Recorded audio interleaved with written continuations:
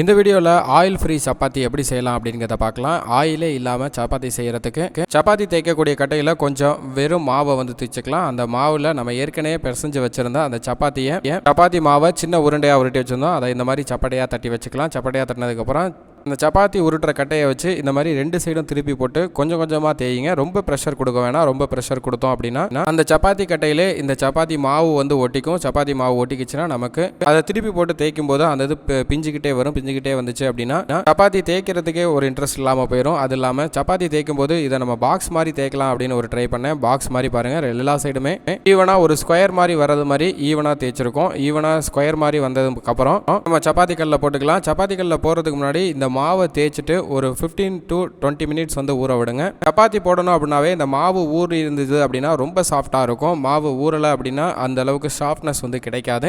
இது பூரி மேக் பண்ணுறதா இருந்தோம் அப்படின்னா சப்பாத்தி மாவை உடனே தேய்ச்சதுக்கப்புறம் ஊற விடாமல் உடனே போட்டணும். இல்லைனா பூரியில் எண்ணெய் வந்து ரொம்ப குடிக்கும். இப்போ நம்ம சப்பாத்தி தான் செய்கிறதுனால கொஞ்சம் நேரம் ஊற விட்டுருந்தோம். ஒரு 15 to 20 மினிட்ஸ் ஊற விடுங்க. ஊற விட்டதுக்கப்புறம் இந்த சப்பாத்தி மாவை இந்த மாதிரி தேய்ச்சி எடுத்துக்கலாம். தேய்ச்சி எடுத்ததை நம்ம கல்லில் வந்து போட்டிருக்கோம். இந்த கல்லும் பார்த்தீங்கன்னா நான்ஸ்டிக் கல் தான். இதில் எண்ணெயே வந்து நம்ம அப்ளை பண்ணலை.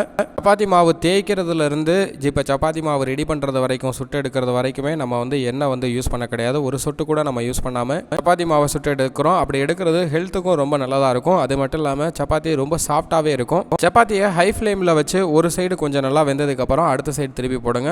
ஃபுல்லாகவே ஒரு சைடு நல்லா வேகட்டும் அப்படின்னு வெயிட் பண்ண வேணாம். ஃபுல்லாக வேகட்டும் அப்படின்னு வெயிட் பண்ணிங்கன்னா சப்பாத்தி வந்து பிடிச்சி கருகி போகிறதுக்கான சான்சஸ் இருக்குது. அதனால் சப்பாத்தியை பொறுத்த வரைக்கும் ஒரு சைடு நல்லா வேகிறதுக்கு முன்னாடி அப்படியே திருப்பி போட்டுட்டு இருக்கணும். அடுத்த சைடு திருப்பி போட்டதுக்கப்புறம் திரும்பவும் அகைன் நம்ம ஏற்கனவே சுட்ட சைடை திருப்பி போடணும். திருப்பி போட்டதுக்கப்புறம் இந்த தோசை திருப்பியை வச்சு லைட்டாக இந்த மாதிரி ப்ரெஷர் வந்து மேலே கொடுக்கலாம். ப்ரெஷர் மேலே கொடுத்தோம் அப்படின்னா அந்த சப்பாத்தி நல்லா உப்பி வரும்.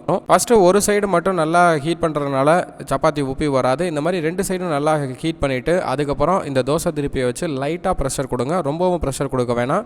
லைட்டாக நம்ம இந்த சப்பாத்தி மேலே அப்படியே அமுக்கி விடுறதுனால அந்த சப்பாத்தி உள்ள ஏர் கேப் ஃபார்ம் ஆகி அப்படியே நல்லா உப்பி வரும். அப்படி உப்பி வரும்போது அந்த லேயர் ரெண்டுமே நல்லா பிரிஞ்சு நல்ல சாஃப்ட்னஸ் கொடுக்கும். சப்பாத்தி பிடிக்காது அப்படிங்கிறவங்களுக்கு கூட சப்பாத்தியை விரும்பி சாப்பிட்ற லெவலுக்கு இந்த சப்பாத்தி இருக்கும். நம்ம புரோட்டா சாப்பிட்டா எப்படி இருக்கும்? புரோட்டா லேயராக பிரிஞ்சு வரும் பாருங்க, பார்த்தீங்களா? அது மாதிரியே இந்த சப்பாத்தியும் லேயராக வரும். நல்லா ரெண்டு சைடுமே திருப்பி போட்டு நல்லா ரோஸ்ட் பண்ணுங்க. இல்லைன்னா ஃபுல்லாக கருகிரும். அந்த கருகாமல் இருக்கிறத அவாய்ட் பண்ணுறது தான் திருப்பி போடுறோம். இப்போ சப்பாத்தி பர்ஃபெக்டாக ரெடி ஆயிடுச்சு. சப்பாத்திக்கு சைட் டிஷ் வந்து எடுத்திருக்கோம். உருளைக்கிழங்கு மீல் மேக்கர் போட்ட கிரேவி. இந்த கிரேவியை வச்சு எப்படி இருக்குன்னு நம்ம டேஸ்ட் பண்ணி பார்க்கலாம். வாங்க சாப்பிடலாம்.